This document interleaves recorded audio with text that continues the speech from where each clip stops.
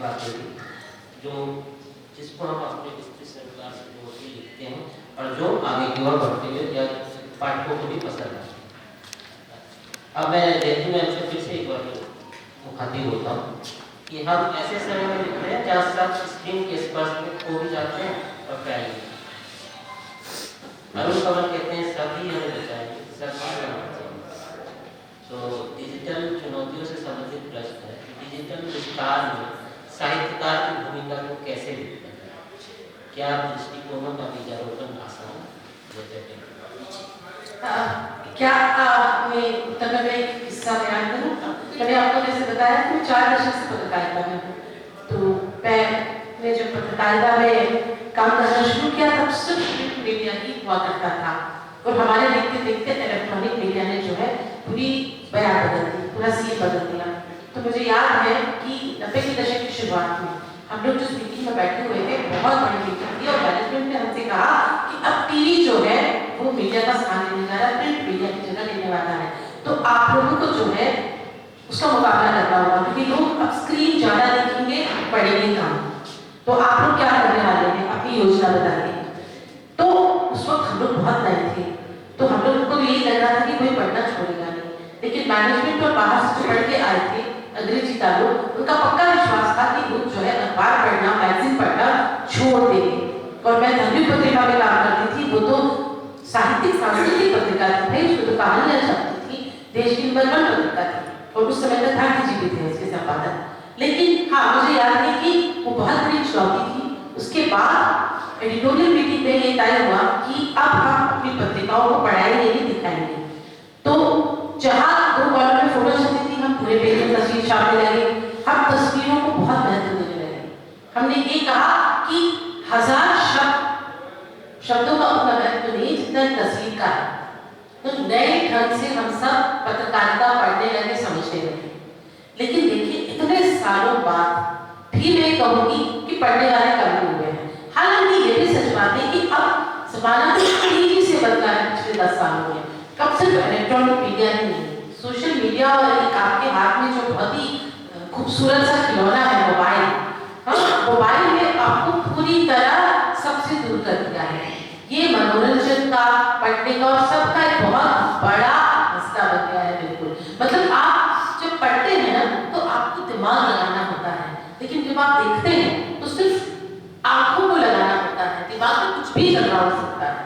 तो वो एक रील्स जो देखना पसंद करते हैं बच्चे ही, बूढ़े भी मैं देख रही हूँ, पढ़ने की जगह रील्स देखना, अखबार की जगह जो है सोशल मीडिया से न्यूज हासिल करना, ये सब तो बढ़ता ही जा रहा है। लेकिन क्या आपको लगता है कि इस दौर में लोग पढ़ना कम कर रहे हैं? आप पढ़ना कम कर रहे हैं, बंद नहीं कर रहे हैं। अखबारों पे ऑफर आई है, बिल्कुल सही बात है, बिल्कुल कई सारे अखबारों का सर्कुलेशन कम हो गया है। हिंदी जहाँ मैं काम कर रही हूँ हिंदुस्तान अखबार, उसका नहीं, क्योंकि आज भी छोटे शहरों में, अगर मैं बात करूँ बिहार की, अगर मैं बात करूँ उत्तर प्रदेश की, उत्तराखंड की, तो वहाँ लोगों को यह रील का जहर अभी उस तरह से डसा नहीं है।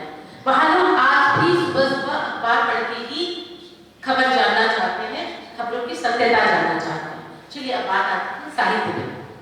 मुझे लगता है साहित्य आप अगर किंडल पे पढ़े मजा नहीं आता, दिल पे नहीं उतरती कहानी। जब तक हाथ में कुछ छपी हुई किताब न हो ना, पन्ना पलटते हुए जब तक खुशबू ना आए किताब, तब तक क्या क्यों एक खांटी पाठक को पढ़ने का सुख नहीं मिलता। आप 2 लाइन पढ़ते हैं और फिर आप कल्पना में जाते हैं कि ये किरदार अच्छा ऐसा होगा, ये ऐसा होगा। तो न सिर्फ यहाँ रचनाकार की कल्पना, बल्कि जो पाठक है उसकी भी कल्पना काम करती है, जो फिल्मों में नहीं करती। फिल्मों में तो सामने अगर रणवीर सिंह या रणवीर कपूर है वो वही है, लेकिन कहानी पढ़ते समय मेरा किरदार चाहे जासूस है या चाहे कोई भी है, मान लीजिए मैं कल्पना में उसे कुछ और रूप दे रही हूँ, मैं उसे लंबा बना रही हूँ, पतला बना रही हूँ, मुच्छड़ बना रही हूँ, कुछ भी बना रही हूँ, मेरे सामने मेरा अपना बन के आता है। तो मेरा मानना है कि ये जो संकट की हम जो बात करते हैं ना, ये संकट उतना बड़ा है, बस आपको करना एक काम है कि आपको लोगों को छपे हुए शब्दों की तरह वापस लाना होगा। आपको बताना होगा कि उसका आकर्षण कितना जादुई है। ये जादू ऐसा है कि आप उस किरदार के साथ जी सकते हैं। हाँ, आप एनिमल के रणबीर कपूर के साथ जी नहीं सकते। हाँ, चली गुनाहों का देवता का चंदर, चंदर का कहता है अच्छा लगे बुरा लगे लेकिन आप जीते हैं। आप पढ़ने के बाद मंदिर में उसे गाली देते हैं उसके निर्णयों पे, राइट, क्योंकि वो आप उस किरदार को आत्मसात कर देते हैं। तो इस पे बहुत चिंता करने की जरूरत नहीं है, क्योंकि मैं देख रही हूँ कि चलिए मुंबई और दिल्ली की बात छोड़ दीजिए, यहाँ तो स्कूल के बच्चे जो हैं वो भी कहीं नहीं दिख रहे। सब कहेंगे कि only read English, you don't know Hindi, Devanagari no no no. मैं सबसे बड़ा उदाहरण हूँ, मैं जयंती रहता हूँ तमिल भाषा, राइट, इन तमिल में नंदा विश्व पढ़कर हिंदी में दिख रही हूँ भाई। हिंदी मैंने अपने मर्जी से मैंने चुना है कि मैं हिंदी में पढ़ूंगी लिखूंगी। आपको ऐसे लोगों को आगे बढ़ाना है। तो हमारे सामने बैठी हुई है भैया हेडमिस्ट्रेस, इनका काम है जो करती है, बच्चों को बताइए ना कितना आकर्षण है पढ़ने में, बताएगी कि नहीं। मैं नंदन के संपादक के स्कूल में लेके जाती थी नंदन पत्रिका, क्या कहते थे वहां विभाग, आपको पता है, टीचर्स और पेरेंट्स कहते थे बच्चों को हिंदी पढ़ने की जरूरत नहीं है, उनको इंग्लिश आनी चाहिए क्योंकि इंग्लिश सफलता का पासपोर्ट है, हिंदी पढ़ने क्या करें, बस है जितनी हिंदी आती है उतनी हिंदी आती है, फिल्म देखने और टीवी देखने के लिए। ये अगर मानसिकता माँ बाप और स्कूल टीचर्स की है, तब तो मान के चलिए कि 10 साल बाद पढ़ाई का यानी जादू आकर्षण कम हो जाएगा। लेकिन हमारे सामने जब ऐसी हेडमिस्ट्रेस है जो रोज बच्चों को एक कहानी सुनाती है, तो फिर तो मुझे बहुत अच्छा दिख रहा है, बहुत सिल्वर लाइनिंग दिख रहा है कि अगर बच्चे जो है दूसरी तीसरी चौथी क्लास से पढ़ना शुरू करेंगे, उसके जादू में उलझते जाएंगे, तब उनको पता चलेगा हाथ में किताब लेके बस में ट्रैवल करना, ट्रेन में ट्रैवल करना, घर में रहना कितना क्या करें। ऐसा शौक है जो उनको ज्ञान भी देखा, शब्दों से परिचय भी कराएगा और उनके मस्तिष्क के दोनों तरफ ऑक्सीजन रहेगा। तो मेरा मानना है कि मैं शायद अपनी बात से थोड़ा हट रही हूँ, पर ये कहना मुझे जरूरी लग रहा है कि शब्दों का जादू हमेशा बना रहेगा और इसे कोई किसी से छीन नहीं सकता। ऐसे भी मैं बहुत सारे ग्रे एरिया में बहुत सारे सिल्वर लाइन्स दिखते हैं, तभी जिंदगी बढ़ती है, तभी हम आगे की ओर देखते हैं। ऐसे भी सोशल मीडिया में तो त्वरित प्रतिक्रिया और शॉर्ट अटेंशन स्पैन करते हैं, हम सब कुछ तुरंत चाहते हैं। तो ऐसे में साहित्यकार के लिए दृष्टिकोण बोलना कठिन हो गया है, या फिर अपनी जो बातें हैं वो डायरेक्टली अपने सोशल मीडिया हैंडल्स पे या कहीं पे कागज के बदले सोशल मीडिया हैंडल्स के बहाने ही बोलने का शुरुआत करे और अपनी बातें रखे, ऐसा किया भी जा रहा है। आप क्या कहते हैं? मुझे लगता है चुनौतियां कब नहीं थी, चुनौतियां तो तब भी रही होंगी ना जब भोजपत्रों पर लिखा जाता था, भोजपत्रों पर लिखा जाना और उनको फिर संग्रहित करना और फिर उनको भी लोग पढ़ते थे। वो समय भी चुनौतियों का समय भी था और हमारे लिखने वाले तब डरे नहीं, तब उन्होंने कहा नहीं कि जब कागज आया होगा तो उन्होंने कहा होगा कि अरे अब तो कागज आ गया, अब जो है बहुत ज्यादा लिखा जाने लगेगा और इस पर भी लिखा जाएगा। भोजपत्रों से जब कागज की यात्रा शुरू हुई होगी तो उस समय के जो मनीषी रहे होंगे, जो विद्वान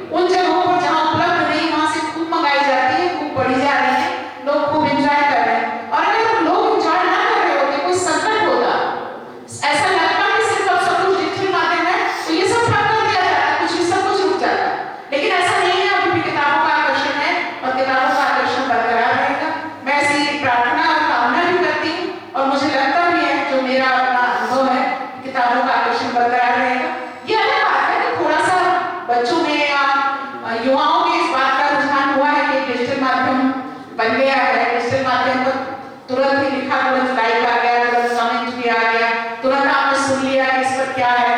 तो इस तरह से जो गंभीरता से लोग लिख रहे हैं, अपना चुपचाप बैठकर कहीं कहीं लिख रहे हैं, उन पर कोई फर्क नहीं पड़ता है। आपकी बात से ही मुझे महादेवी वर्मा की एक पंक्ति याद आई कि विद्याएं बताती है, विद्याएं आती है तो आने घबराएं नहीं। ये पंक्ति बताती है कि साहित्य मनुष्यता को सहनशीलता और मूल्य देता है। अब इससे थोड़ा सा हटके मैं मनोरंजन से पूछता हूँ, उनकी बातें, उनका विचार जानता हूँ कि साहित्यकार को निष्पक्ष रहना चाहिए या अपने विचारों का पक्ष लेना चाहिए। निष्पक्ष रहना हर समय निष्पक्षता नहीं होती। हमारे अंदर की जो बात को काट के अपने आगे से जब जाते हैं तब हर समय हम स्वयं में निष्पक्ष हर समय नहीं हो सकते, कहीं ना कहीं किसी पॉइंट पे हम किसी की तरफ तो रहते हैं। तो इसलिए मुझे इस प्रश्न में ओटाविया बटलर का एक कथन याद आता है, मैं स्वयं के निर्माण के लिए लिखती हूँ। हर साहित्यकार जब किसी घटना को देखता है, किसी पीड़ा से उनको देखता है, किसी को या किसी भी रिएक्शन के थ्रू जब वो उसको बहुत दिन तक अपने उसके मन में वो चीज चलती रहती, तब वो उसे लिखता है, क्योंकि उसके पास एक विचार आता है जिसे वो समाज के साथ देना चाहता है, बांटना चाहता है।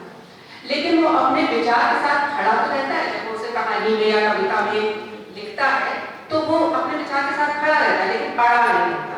इन दो बातों में अंतर समझना चाहिए, क्योंकि वो अपनी रचना जब दे रहा है तो वो रचना पाठक की हो जाती है, और पाठक उसमें जैसी भी प्रतिक्रिया देता है वो उसे स्वीकार करता है। वो स्वयं भी समझना चाहता है कि जो हम बोल रहे हैं, जो हम कह रहे हैं, क्या वो बात प्रासंगिक है, क्या वो बात जरूरी है। तो अब कोई भी लेखक है, जैसे मैं लिख रही हूँ तो मेरा निर्माण जिस मिट्टी से हुआ है, जो परिस्थितियां मेरी हैं, वहां से मेरा विजन होगा। आप पढ़ रहे हैं तो आप उस रचना में अपने